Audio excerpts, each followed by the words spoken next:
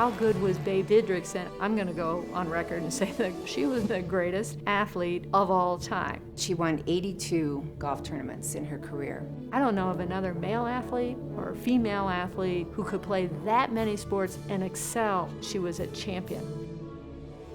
She made DiMaggio swing and miss and outplayed Sarazen. She excelled at basketball, bowling, billiards, tennis, softball, diving, archery, golf, and 5 Olympic events. Babe Didrikson gave birth to the modern woman athlete. As strong and enduring as the Rocky Mountains they stood beside, as visionary as the views of the Grand Plains they looked across, the women inducted into the Colorado Women's Hall of Fame are trailblazers whose work has improved and enriched our lives. They are teachers, scientists, ranchers, leaders in business, education, religion, and the arts. Women who have been recognized for their many contributions to our state, our country, and the world. I'm Renelda Muse, and these are the stories of great Colorado women.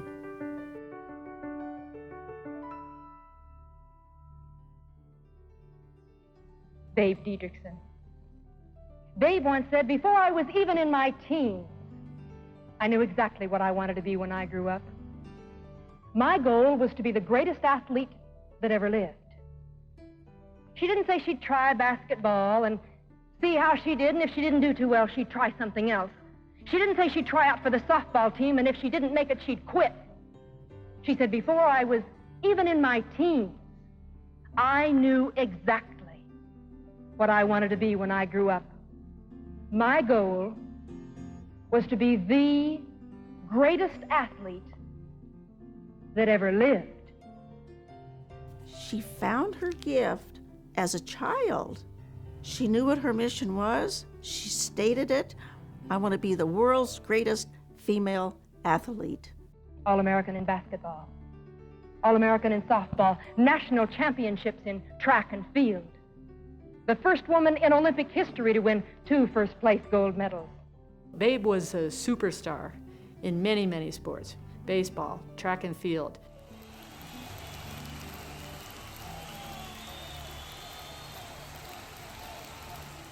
She was a basketball player. She played pool. I think she had this God-given talent to be a world's greatest woman athlete. You may remember that she decided to take up golf. She won 82 golf tournaments in her career, which is just unheard of. Winning was the most important thing. If she was going to play, she was going to win.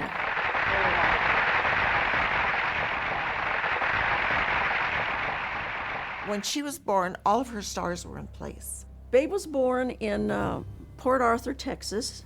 She was well-liked in high school. She was, well-known as an athlete. Everybody knew she wanted to be the world's greatest woman athlete. She let it be known. Babe's real name was Mildred. Her mother nicknamed her Babe because she was a great baseball player, and it was the Babe Ruth era. We all call her Babe. None of us ever called her Mildred. Babe Ruth was hitting home runs for the Yankees. Babe Didrikson was hitting home runs for her local baseball team. So she got her nickname of Babe, and she kept it. One of the things about Babe Didrikson is the era in which she competed.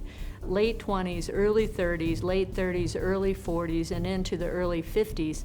This was pre-Title IX, before there was any law that promoted women in sports or forced administrators to offer sports for women. Babe was an All-American basketball player. She played competitively for Employees Casualty Company out of Dallas. Women's basketball at that time, the competitors competed for local companies, and companies would recruit, the best players in their area, and they'd come and they were given a job, but their job really was to compete in that sport. And basketball was a sport, and really, if you think about this, is right around the time of pre-World War II. Many of the men were moving off into other places, so to leave home and begin to make money as an athlete shows a whole lot of self-assurance and a lot of confidence that she knew she was that good, first of all, as an athlete, and secondly, she could promote herself. Babe Didrikson comes to Dallas to compete in basketball. and then shifted over into track and field. Babe used to run the hedges, and she'd ask the neighbors to cut the hedges a certain height, so that would be Olympic-size hurdle. And she'd run down the street on the people's lawns jumping these hedges. Track and field was an area where women could show their prowess as an athlete. And she shows up solo to the Amateur Athletic Union tryouts for the Olympics.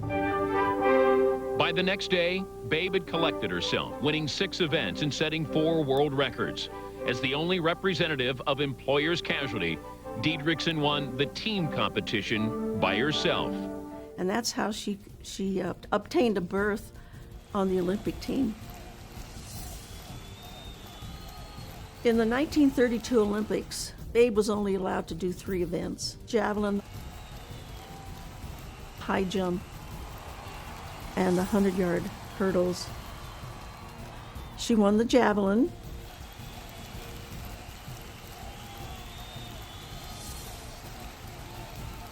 She also won it in the 100 meters, barely, just by, sticking her chin out and hitting this tape.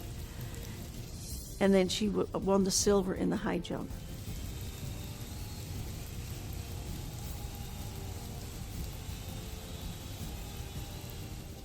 And no one in her family went to the Olympics to watch her. She was there alone, a young girl, alone. To do that with obsolete training, when you make yourself go out without a coach, out to a track that you could find in the Dallas area, to train yourself, just think of how dedicated, but also a God-given talent in her ability to do these things. There wasn't gear for women back in that era. There wasn't support, strength coaches. It was just a foreign notion that women were competitors. So the lack of support that she had in training, yet she was a champion, is just phenomenal in what she was able to do. Babe should have been embraced as an American hero.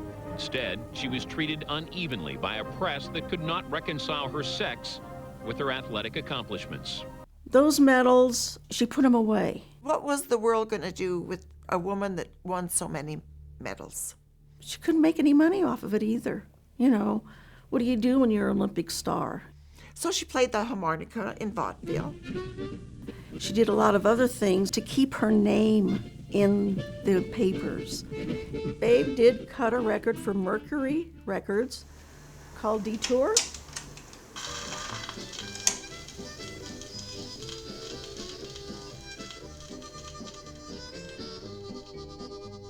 She was a self-promoter. She'd get out there and she'd do some calisthenics on the stage, and people would say, "Oh, let's go see Babe Didrikson." She did a little tap dance. She didn't even know how to tap dance. She just put it all together.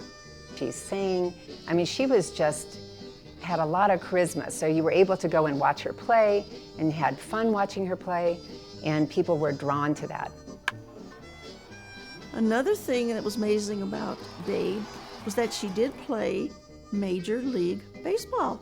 Babe Didrikson pitched 3 or 4 innings against Major League Baseball players. And that takes a whole lot of courage to wind up and stand directly in front of a powerful hitter, somebody like Babe Ruth, Joe DiMaggio, people that could, line drive it right back to the pitcher. She did strike out Ted Williams. There's not very many women in the 30s and 40s. There's no female, I don't think even currently, who would stand up and do that. That is another one of her many achievements.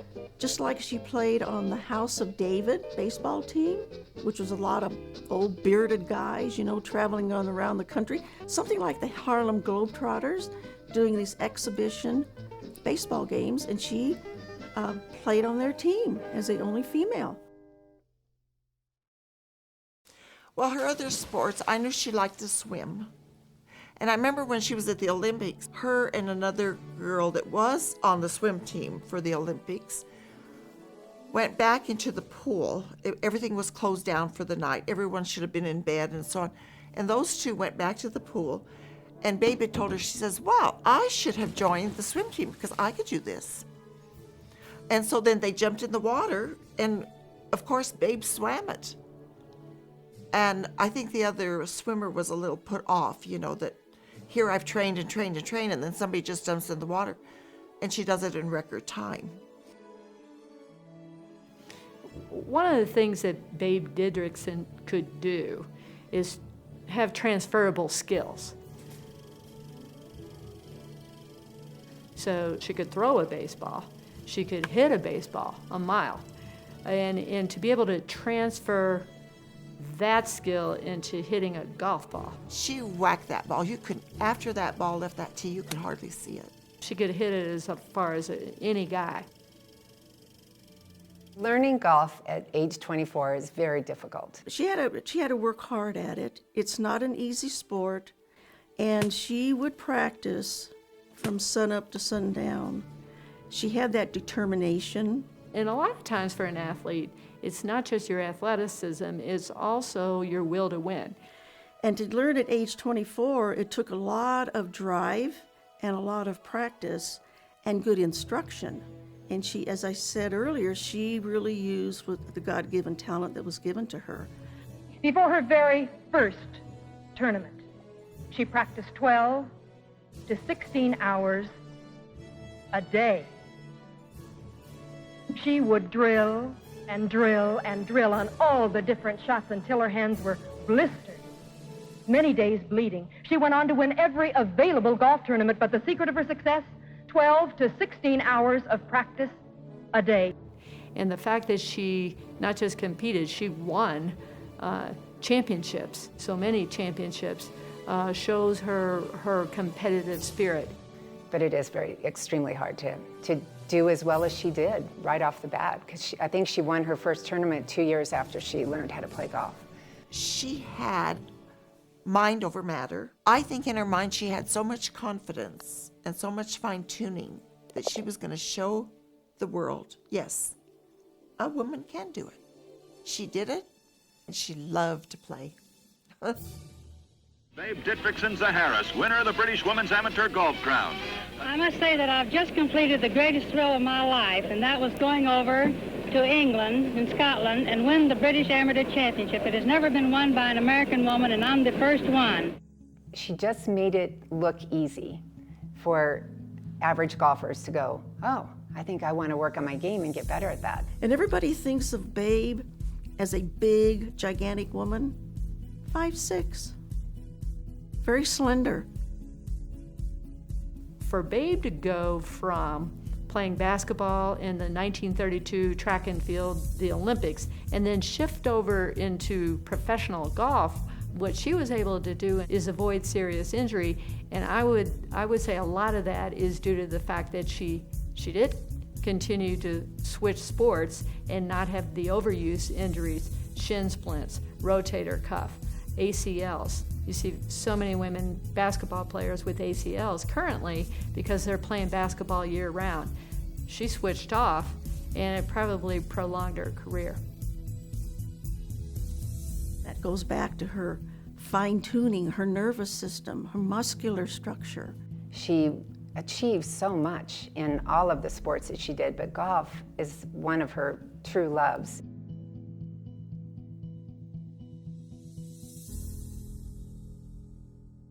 Babe was playing in a golf event in LA, and apparently she had met a man named George Zaharias. He's a big-time wrestler, very famous on his own right.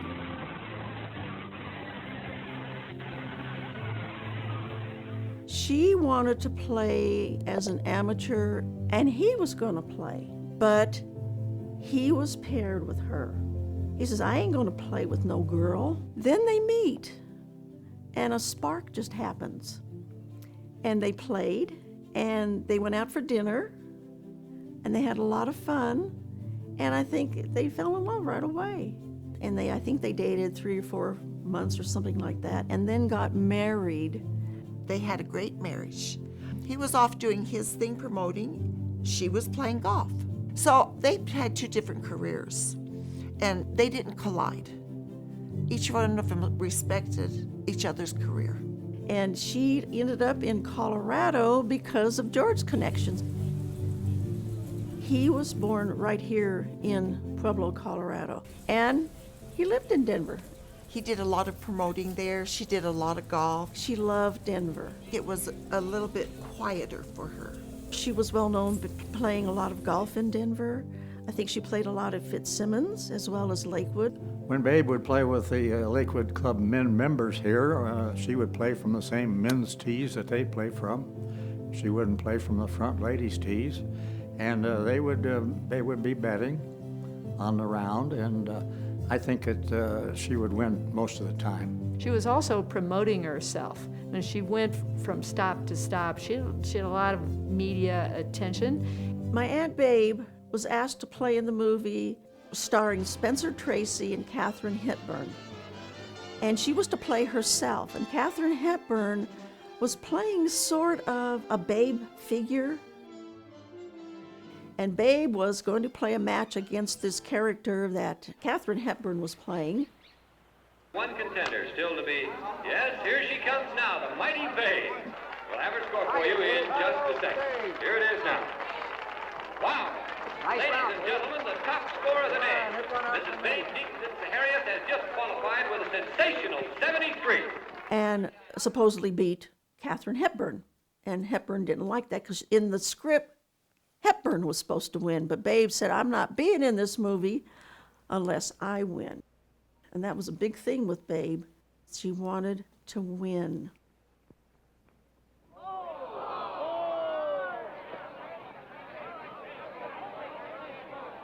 Hepburn and her kind of clashed a little bit. Babe says, well, she's just full of herself, you know. She was always joking, always having fun, always the center of attention. She liked the attention. She was a showman. Not only would she hit the shot, she'd probably call the shot. Do you want me to hit this high over that tree? Well, yeah, she did it. She had that much confidence, great confidence in her ability to do things. She was very interested in getting women's golf going and wanted a professional organization to do that. Her greatest legacy probably was helping establish and being an instrumental of the Ladies Professional Golf Association. She was a leader in trying to create more opportunities for women. Which was a pioneer. I mean, it laid the groundwork for women in golf. I am actually an LPGA teaching pro, and I get to do what I do because of Babe starting the LPGA. Babe would go out and promote and do personal appearances. It could be at a local ball game, it could be at a boxing match, it could be at a grocery store, to sell tickets for the gallery to come out and see the LPGA players. It was a new thing, I mean, a tour. I think one of the reasons the LPGA was very successful in the beginning was because Babe was the entertainer. It didn't set well with a few of them on the LPGA Tour, and there was some jealousy. Louise Suggs could not stand her lightheartedness and the joking and stuff like that. Not to disrupt their play so much, but I think to keep them light. But she was also the drawing card for the upstart of the Ladies Professional Golf Association.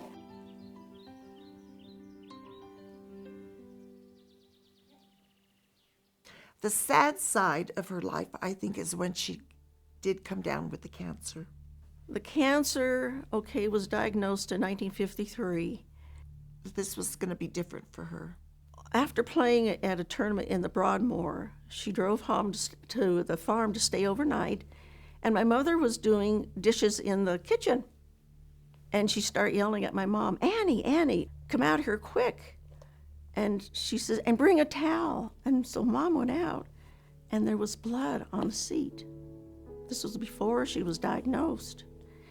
And my mother said, oh my God, Babe, She says, you have to go see a doctor. Oh, no, I've got all these exhibitions to do. George has lined up all these exhibitions. I can't let these people down.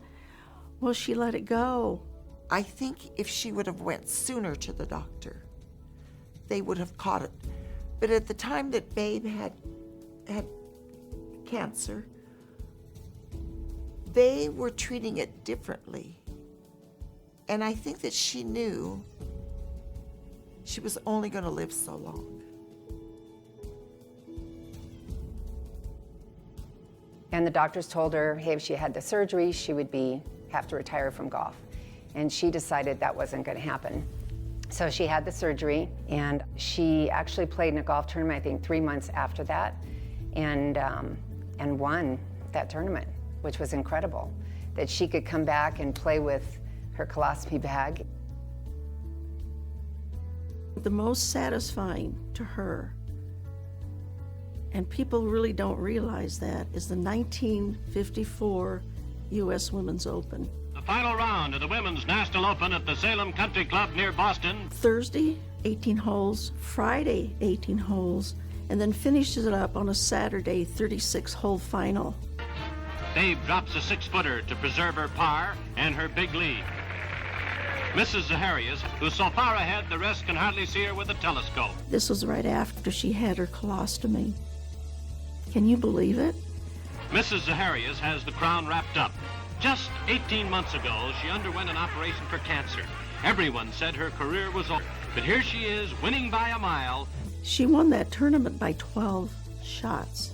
And that was one tournament where I think Babe, usually she would do a funny thing if she won a tournament, jump in my uncle's arms or do a cartwheel on the green or something like that. She took off her hat and she bowed to the gallery.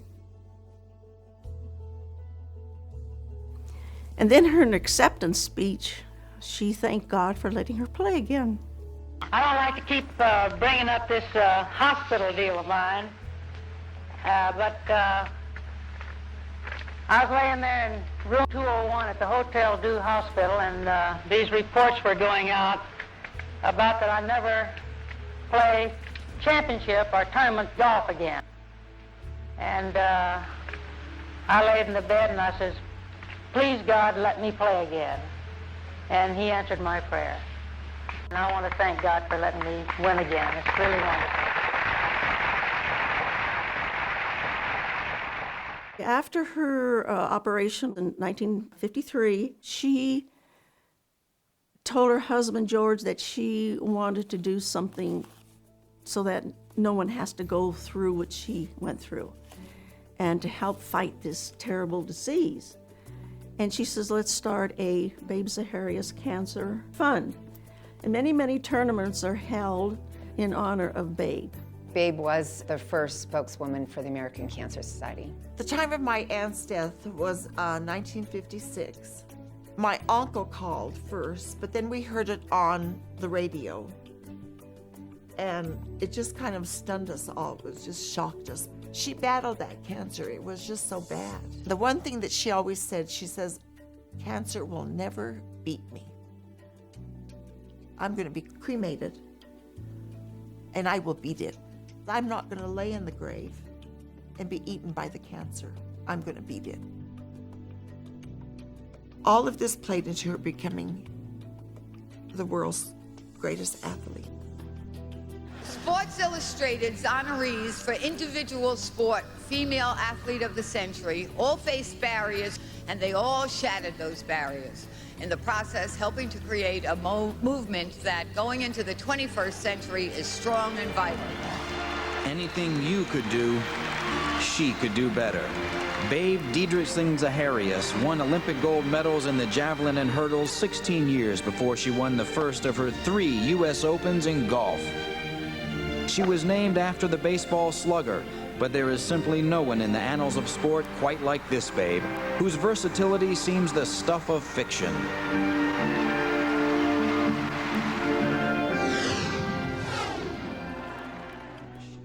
But there's no question in my mind that she could compete right now and be very successful. What I learned from her was practice, Be truthful to yourself. Be honest. Be an honest person. She created the tour, which gave that opportunity for women to compete for money like the men did. This was her philosophy in life. Be good, do good, be the winner. And that she was. She was the winner. And if you think about it, this is a girl from Port Arthur, Texas, who never graduated from high school and makes it as the greatest athlete of all time. I'm going to go on record and say the greatest athlete of all time. She's not make-believe. She wasn't made up. She's a real person. She really lived. She really had her triumphs. She broke the mold for women and paved the way for us to be able to have more opportunity in golf, to be able to play in more tournaments. I think every girl should be told her story and that they could do it if they want to. I don't know of another male athlete or female athlete who could play that many sports and excel. She was a champion.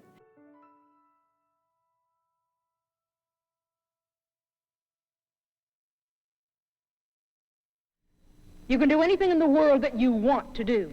You can be anything that you want to be, but your success or your failure will not depend on genius, talent, age, appearance, health, or luck. It will depend strictly on you.